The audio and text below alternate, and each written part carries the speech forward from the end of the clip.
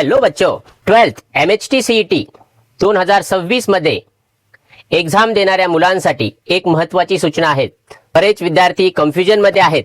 Form भरते वेळेस या वर्षीची 2 अटेम्प्ट मध्ये जी एक्झाम आलेली आहेत तर त्या एक्झामचे फॉर्म नेमके आता भरायचे का फर्स्ट अटेम्प्टचा आणि सेकंडचा नंतर भरायचे, असे खूप सारे विद्यार्थी आहेत जे गोंधळामध्ये आहेत.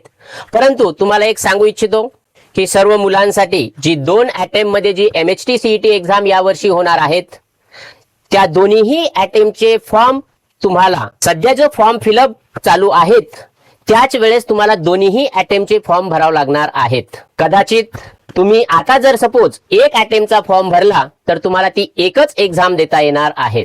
नंतर तुम्ही म्हटले की सेकंड अटेम्प्टचा फॉर्म भरायचा तर त्यासाठी तुम्हाला पर्याय राहणार नाहीत. त्यासाठी कुणाला काही अडचण असेल तर आपल्या विद्यालंकार क्लासेसला येऊन तुम्ही व्हिजिट करू शकता. गुड डे, गुड बाय बेटा.